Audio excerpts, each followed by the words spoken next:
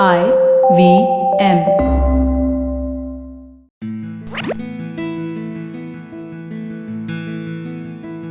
Hello and welcome to the Habit Coach podcast. I'm Ashdin Doctor, your habit coach.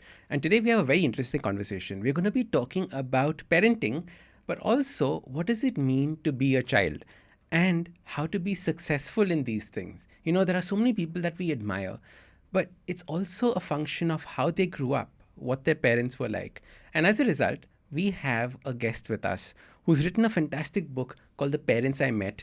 Well, join me in welcoming Mansi Zaveri to the podcast. Mansi, I love the idea of this book. It's very cool. Mansi, how did you get into this, this world? Like, tell us your journey. So I've always been one. I must say, I absolutely love the show. Thank you. And especially, I'm a creature of habits. Like, I truly believe that motivation is one part, consistency. Motivation can be peaks and lows, but habits are perennial and they what drive you.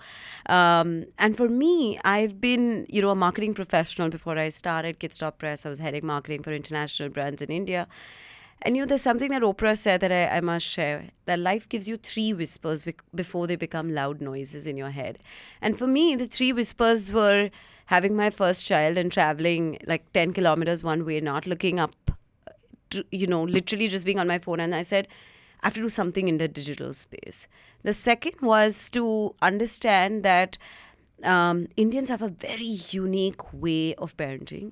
We're a very different species. Our cultural, physical, social landscape is very different. And therefore, everything that's being said about how to parent globally is not applicable to India.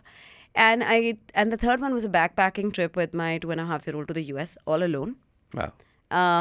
And just going from one place to the other, having no plan. And that's how Kidstoppress.com was born. And it's been 10 long years to creating a discovery platform for parents. And our vision stays to empower parents to make informed choices. We'll never tell you what's right or wrong. But we always believe that it's important for you to know the facts before you make any choice, because every child is very unique and every parent is very unique, and just respecting that has got us to being a platform that now reaches over 20 million people across different mediums. Wow. I love the idea of there not being any right way or wrong way, because there Absolutely. isn't. It's all a judgment call. So Kidstoppress happened. Yeah. Then what was the journey that you went on after that? After that, I there have been multiple mediums that we've explored. There have been multiple people that we've interviewed, multiple experts that we've interviewed. And somewhere, for us, it was very important to just stick to the niche and say, how does this serve as a parent, right? That was very important. And strangely, after having met so many parents, so many experts, so many people in this space, I truly believe, Ashton, that I'm a creature of my childhood. Like, I feel there are so many things that happen in our childhood, and we are a product of all of that, right? Like, I used to write a diary back in the day from grade 7, and my mom would be like, why are you writing? Who's even going to read this, right? And, I was like, it doesn't matter if nobody reads it, but I still want to write it. Cut to me saying in 2012, 2013 that I want to quit a high-paying marketing job and saying I want to write a blog, right? My mom's like, are you kidding? You're not going back to the grade 7 Mansi who wanted to write a diary. But life does come full circle, and you start following your passion soon after, right? There's a point in time where, decisions of others can drive you. But at some point in time, I think your heart takes precedence over the mind. And you just have to wait for that moment, being fully aware that I'm getting into this, not knowing what the results are going to be. And that's it, right? And I remember very distinctly my dad telling me, when I started Kidstoppress, I said, Dad, what if I fail? And he said a very interesting thing to me that kind of even stays with me today, no matter which medium, which platform, what I do. He's like, just remember, just give it your best, but just remember this one line. And, he said it in Hindi when he said, Sabse bada rog hai kya kahenge log. Just get rid of that and everything else will unfold for you. And Ashton, that one line has kind of guided me through so many moments, so many difficult decisions. Even now, when I'm actually putting this book out, it's literally like, like my fourth baby. I think I have 2 kids of my own, and one is my entrepreneurial venture, Kidstoppress, and this is the fourth one. I think this has been the toughest push. I can imagine, right? We always think like writing the book is easy. It's all everything after that. Listen, And dude, before you've done that and all 3 in a year. I did 1 in 3 years. Yeah, but now I need to give my audience a break. Because everyone keeps asking what's next. I was like, listen, finish reading these first before you keep asking me what's next. But you've done a very interesting thing. You've interviewed the mothers of highly successful people. Yes, the parents. The parents of highly successful people. What was that journey like? How do you identify the people, then go after them? And let me tell you, that was the toughest part. Because I'll tell you, Ashton, every conversation that I've had, whether it was, with people I've met at Kidstoppress, whether it was a dinner with friends, whether it was a billboard that I've seen, whether it's parents and students coming up to me and saying, listen, I want to do something completely different. My parents want me to do completely different. Whether teachers saying that, or educators saying that, we can't somehow comprehend or wrap our heads around what kids want to do today. And this persistent question of, we're raising 21st century kids. Are we equipped to do that? And I think it came out of a personal evolution, Ashton, which was, I don't think children are wrong. We're just following an age-old autocratic way of parenting and being parented, right? Between us, kids growing up in the 80s and 90s, and thereafter, there was always a very hierarchical relationship between our parents and us, right? Correct. If parents said this, do this. If parents said don't do this, don't do this. We never gave our kids the autonomy. We never treated them like equals. And I think that somewhere emerged from my style of parenting, because I always believed that my kids have been the driving forces for everything that I've done in life. Like, I feel like they are my parents and I'm the child, right? Like, you ask them and they will tell you, and people find it very hard to believe that I'm the goofiest mom ever. So my point is that I realized that in my own relationship, that somewhere just treating them as equals has become such an important part. And, just looking at successful people, or I wouldn't even box success, but I would say just looking at people who created an impact in this space, made me realize that really, what does it take to create an outlier, right? Like, what did their parents do right? Right? Like, I hear so many of us saying, like, I just wish when I become a parent, I do half a good job as my parents did. And I think I've reached home. You'll hear that phrases like a dime a dozen. And I just said that really there must be something, right? And that really got me to search all the people that I've featured in the book today. Whether it's, and like I said, I don't think this book is about only meant for parents. I think it's meant as much for the youth of today, because they don't know how to navigate the tough conversations with their parents as well. I don't know as a parent if I'm ready to today come by and, if my child speaks to me about being gay, or speaks about LGBTQ rights, or suddenly comes up to me and says anything about tougher conversations, I know that I can have that conversation because I'm well-read, I'm from an industry, I'm more open, I believe in inclusion, but I know that every parent is not equipped for that. And, a very brilliant thing about what we saw in Rocky or Rani, right? Like when Ranveer Singh says, "Ke humko to yahi sikhaya hai, so how are you expecting us?" That when they come back from the dance and that discussion happens between the two, he's like, "I'm ready to adapt." So all the parents out there who've never had these tough conversations, they're not wrong. They just haven't been equipped to handle or taught how to handle tougher conversations with kids, right? Or handle conversations of, Mom, I don't want to do this.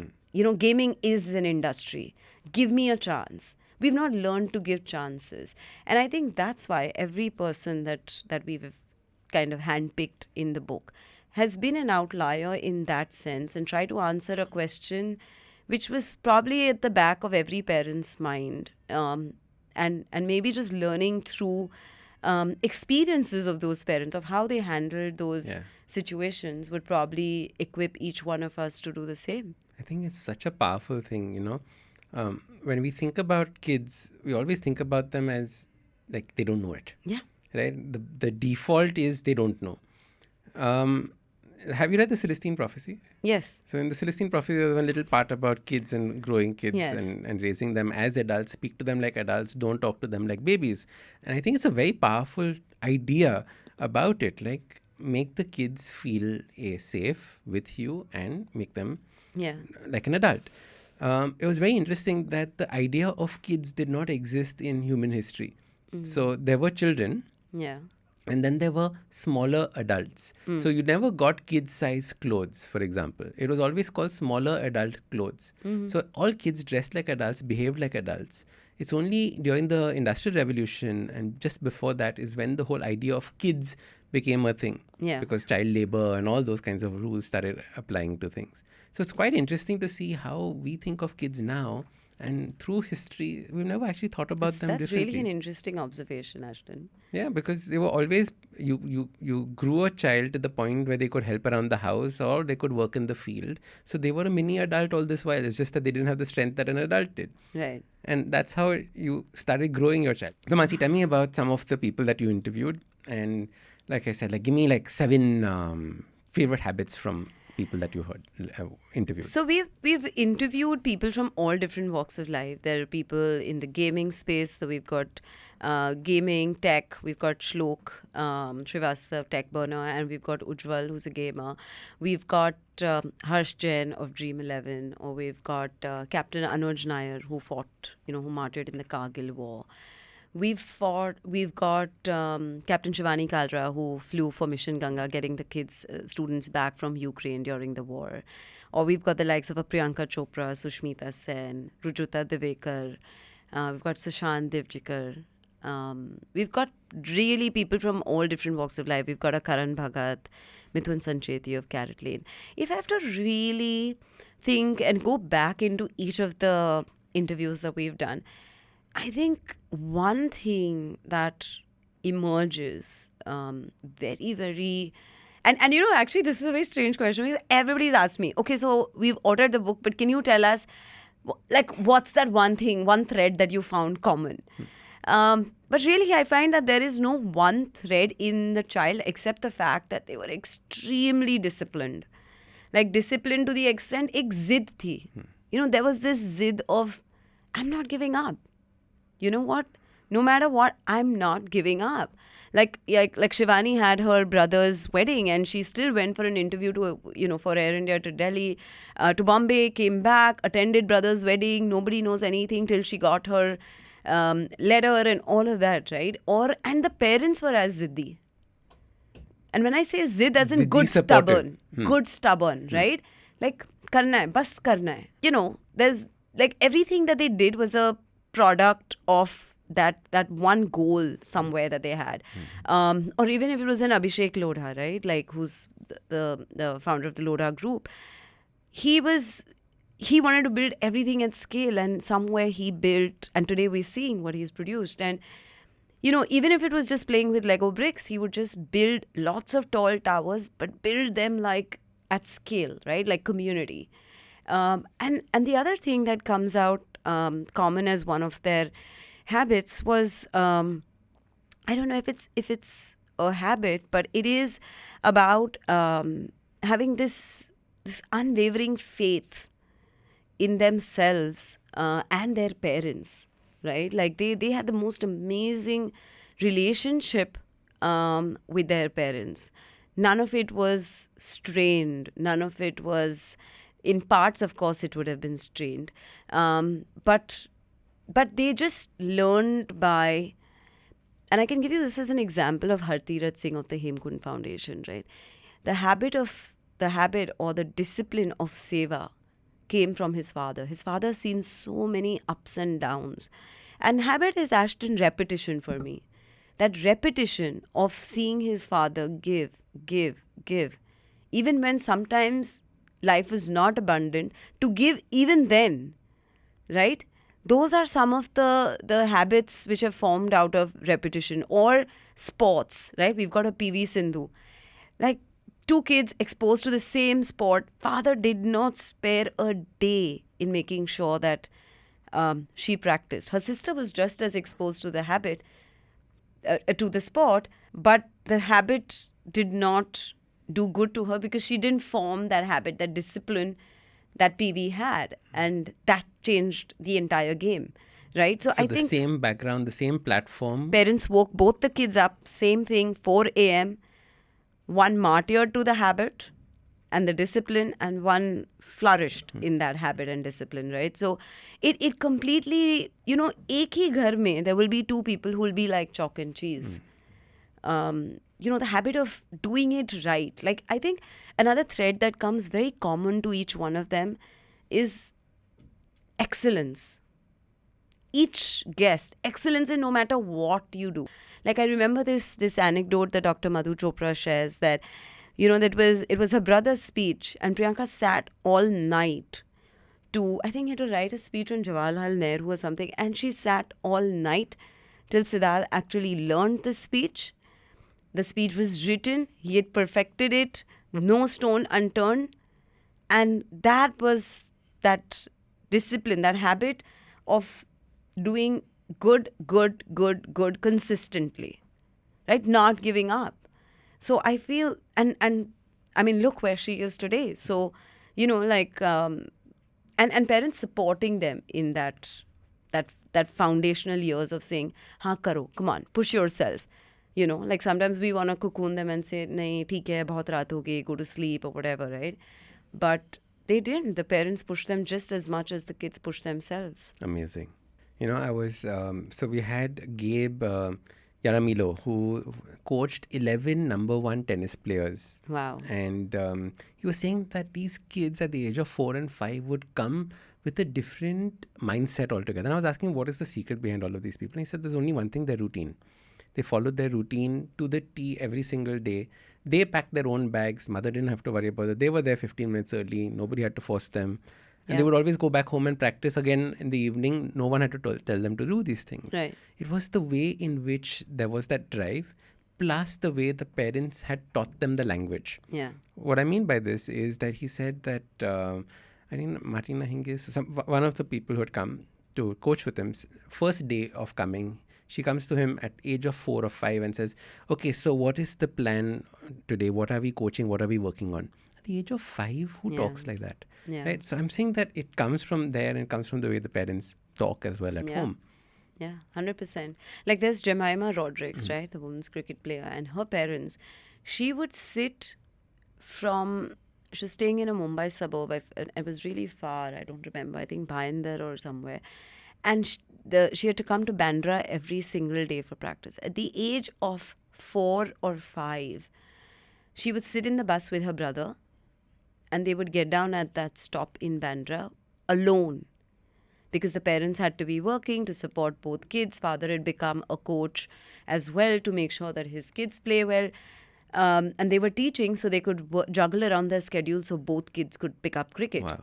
And Jemima's grandfather was actually a sweeper in one of the schools, and that's where her father studied. And he became so good with his studying that he started a coaching academy. So that child at the age of 4 and 5, like you're saying for Martina Hingis, that child never complained, why am I being missing school? I'm going here, I'm going there, no breaks, day in, day out. And that's what habits are. They shape you for life. No questions asked. You just perform them on autopilot. Even when you don't feel like doing it, you still go ahead and do it. And I read this somewhere, and I'm sure you'll agree. The last rep of every set, nobody wants to do it. I know it. I work out like every single day. I don't want to do it. I just don't want to do it. I just there's a conversation that each one of us have with ourselves, right? I can't do this. And then there's a conversation we have with ourselves. I can do it.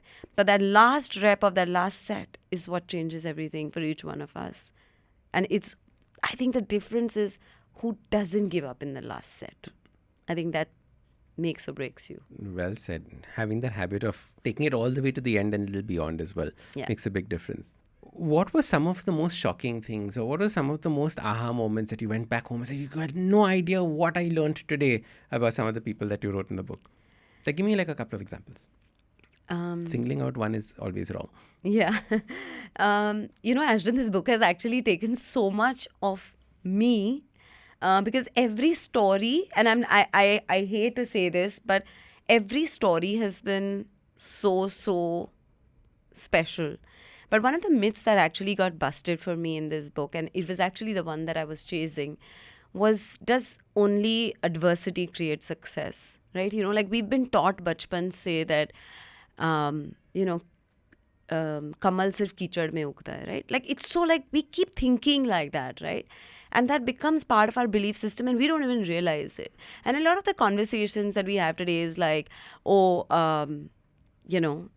that adversity will create success. But that was actually the biggest myth that got busted for me. So there's a story of a speed painter, Vilas Nayak, who's, been part of India's Got Talent, Asia's Got Talent, done numerous amount of projects across the globe.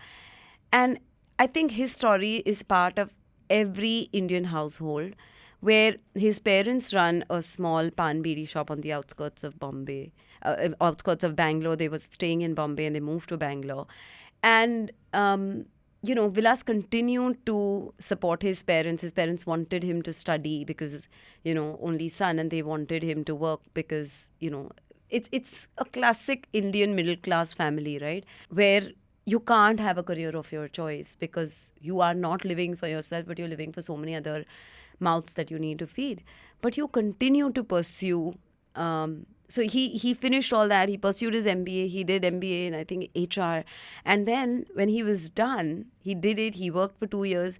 And when he actually got an opportunity to pursue speed painting, he asked his father, Dad, I've done what I need to do. Now my passion's calling me and I need to do it. And I think that to me is a story of a lot of people in India.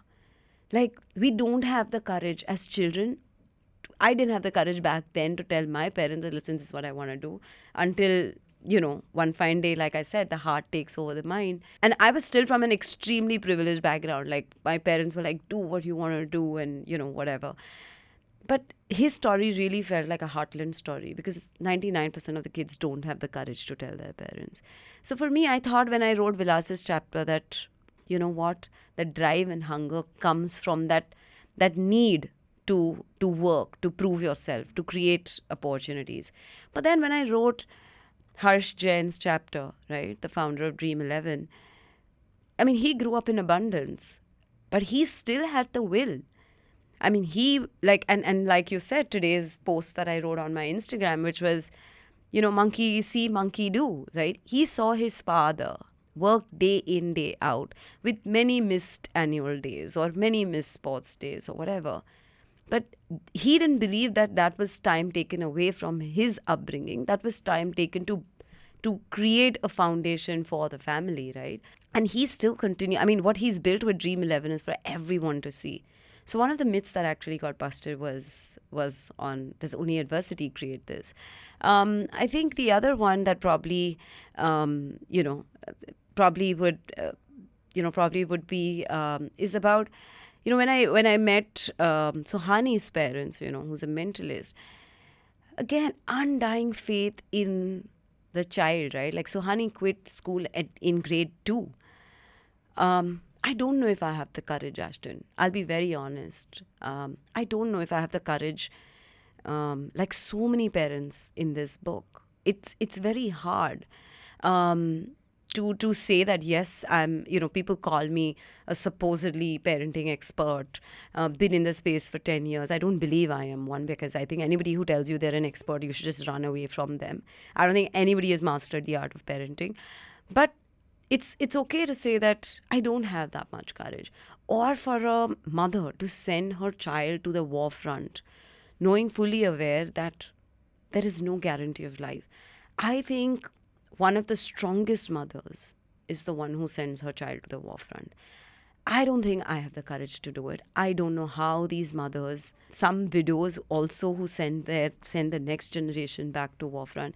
I mean, just listening to the story of Captain Anuj Nair, I felt like an out-of-body experience for me. Just meeting his mom, who's in a room full of all medals and all the gallantry that they receive. But the chair where her son sits is still empty. what does it take to have that sort of courage? I don't know. So for me, every chapter has been exceptional, and it still gives me goosebumps to think, like, what are these parents made of? Yeah. You put yourself in their shoes and you wonder if you would make the same decisions. Absolutely. Right? Like even Sushant's chapter, right? I remember when I met Sushant Devjikar, Rani Kohinoor, as Sushant is now called.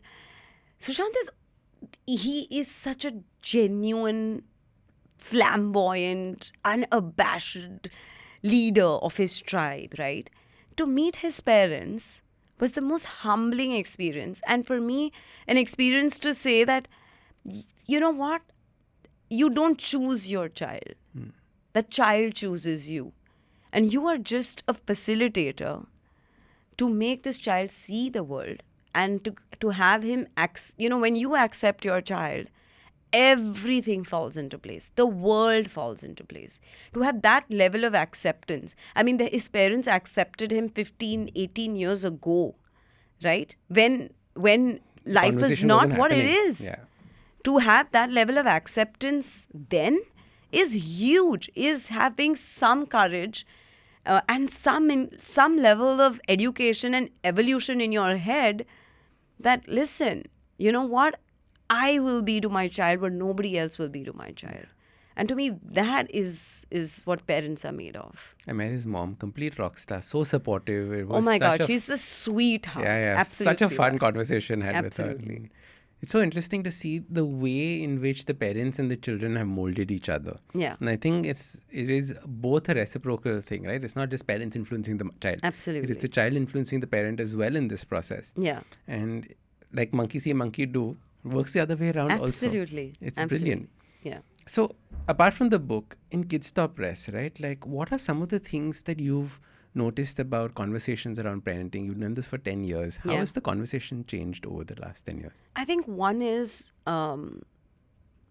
largely a lot of the conversations that used to happen earlier were around discovery or were about, were all about adaptation. The conversations today are conversations that are making us uncomfortable, right?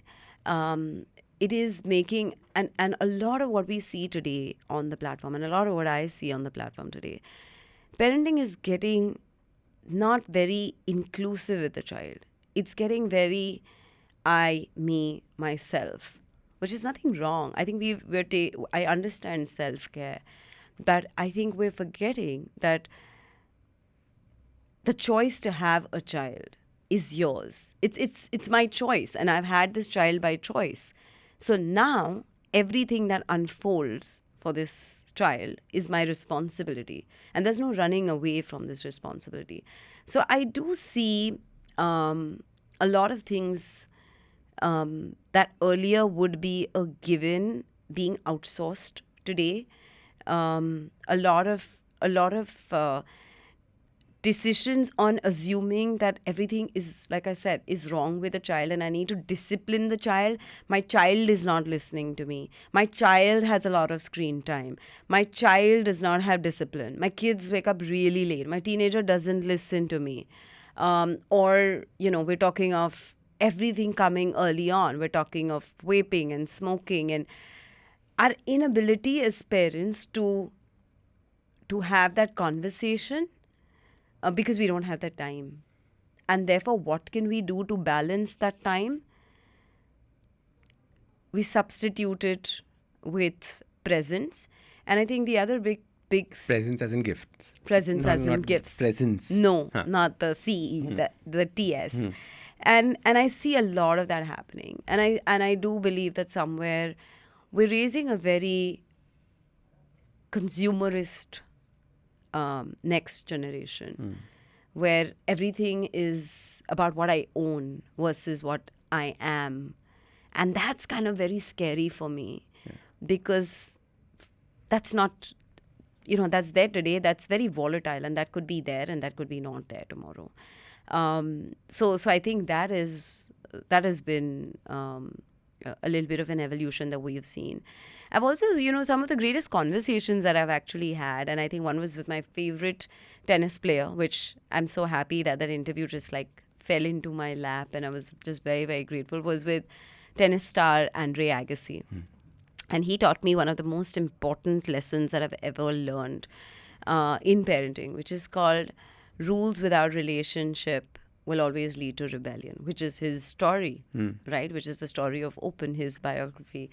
And for me, when my daughter was actually going through the teen phase, I said, it just kind of kept playing in my head that, if I don't build that bridge, it'll always seem like a rule. Yeah. And that's only going to lead to rebellion. So how can I sort of make sure that I drive that relationship, the rules will follow. So I think those have been some of the some of the interesting pieces that we've worked on at Kidstoppress. I think there's a very interesting shift that's taking place, and correct me if I'm wrong. Yeah. I'm not as connected as you are to parents right now, but a lot of parents are having relationships without rules. And I think they're very scared of enforcing rules. So earlier on, the previous generation were enforcers. Yeah. Do this my way, you don't know anything, etc. This generation is not looking at enforcing as much because they're fearful of having those conversations. And I think that again is creating some form of imbalance in the system of what's coming out, right? Like there is freedom, but like what are the parameters of freedom? Freedom needs to have rules in order to feel free. Absolutely. Right? You need to have a jail in order to have a freedom. So like you have to have that balance, in which is, I think, again, going a little bit for a toss. Thoughts? So I agree, because I feel like Ashton, kids by nature and humans by nature, we like boundaries, right? And when I say boundaries, it is boundaries to empower you, right? And coming to your point on, we're scared to enforce. We're scared because we don't have that relationship, right? We're scared because we believe that we're superior. And therefore, we're scared of the consequence of, I said this and what if my child doesn't listen? Like somewhere parents are scared to draw the line and say like, okay, if I push too hard, will he have thoughts on suicide or mental health issues or anything of that? We're scared to push because we believe that it can lead to something drastic, right? And the drastic could be anything. Correct. Right? And our inability to handle and have that conversation. Because to me, parenting is, if my child is at a crossroad, and even if I'm not there, my voice needs to somewhere play back that this is wrong and this is right. I would choose this. And I mean, the choice is yours, but the difference between right and wrong is very black and white. And these are about foundational things, okay? These are not about career choices or anything. These are about foundational principled things, right? Principles of life. Principles of life. So if because you're never going to be there for your child always. So it's very important to have that level of conversation. If you don't have that, if you don't have that autonomy in your relationship, it can always prove to be very hard. So for me, it is about having that sort of freedom. And therefore, I think what every parent needs to reflect on, do I have that relationship with my child that I can push them? And when I mean push them as in don't drive them nuts, please, that's really not what I'm saying. But push them to have that ability to take that decision for themselves, right? In fact, that's the key part. The ability to make the decision themselves. That's it. And the reason why boundaries are important is because, like you said, as human beings, we like boundaries. But why do we like boundaries? Because we like pushing against them. Yeah. Right? We like pushing against the boundary to see what happens when we start moving it. Yeah. Now, only if there's a boundary can you push it. Absolutely. And the greatest joy that happens for people is the ability to break that boundary and go and explore on your own. Right. If you don't have a boundary, there's nothing to break, and that creates this vicious cycle. Right. Right. And I think having that. So right now I'm reading an interesting book called Iron John. Have you heard of Iron John? So have you heard of Women Who Run with Wolves? It's a very famous book on female energy and empowerment and all of that. This is the male version of that. Okay.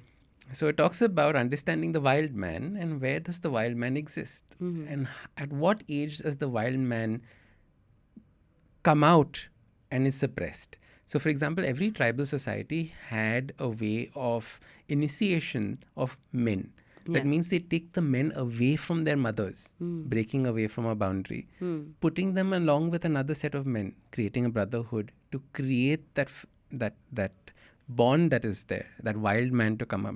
None of that is happening in today's day and age. There are no rituals around these things. I think all of this needs to be tweaked, maybe see what's happening, be a little aware of it. Because I think all of this is part of like conscious parenting too. Absolutely. And when I say boundaries, when I say boundaries, it's not about limitations.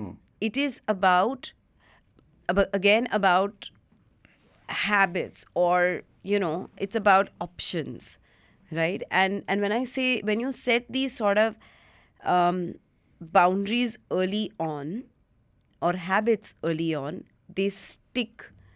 The chances of them sticking to it are much higher, right? Like example, I was always trained to sleep early and independently and hit the bed by 8:30. That was the norm at home, right? My kids do the same, and I've kind of cultivated them to sleep early, so they're early risers, because there's power in the morning. Correct. Right? And it works for me as a parent, so I've molded them to be that. Of course, I don't know if my teenager still wants to stick by it, but by and large, again, they're creatures of habit. So no matter what time they are asleep, that 6 a.m. is like the time that they want to wake up. Yeah, is the time that they want to wake up, and then they want to read, and then they want to do something else, right? So when I say boundaries are like, you've got to, otherwise they will never feel empowered, and the decision will never be theirs. And a lot of parents today struggle with, say, screen time, right? A large part of the conversation today is about screens, right? I mean, Adam Grant talks about it all the time. He's like, it's the most dumbing effect that you can have on your child today is just hand them a smartphone. And a large part of screens is controlled by boundaries, where you give them the autonomy that, okay, after how much time do you want to switch it off? They suddenly feel empowered that, okay, I'm the one who's deciding. Correct. Right? And that makes all the difference to them. Yeah, 1 hour, what do you want to watch? I remember when I was growing up, that was the way I'm talking about 20 minutes. Ashton's being very lenient. When I was growing up, I had 1 hour of TV time in a day. So what did I want to watch in TV? Yeah. There were no phones. But I have to also confess that I, as a parent, have no concept of screen time. Because and that's contrary to what I'm saying about boundaries, is because I just feel when something is restricted, it becomes more desirable. Correct. So that's one thing that we don't sort of have boundaries in.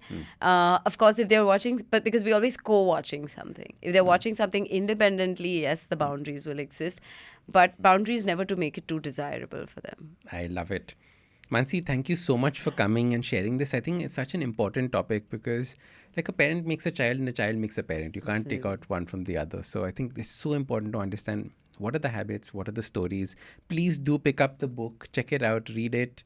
And I think it's going to be a fantastic learning for us as children and as parents. Thank you. Thank you so much, Ashdin. How do people get in touch with you? How do people connect with you?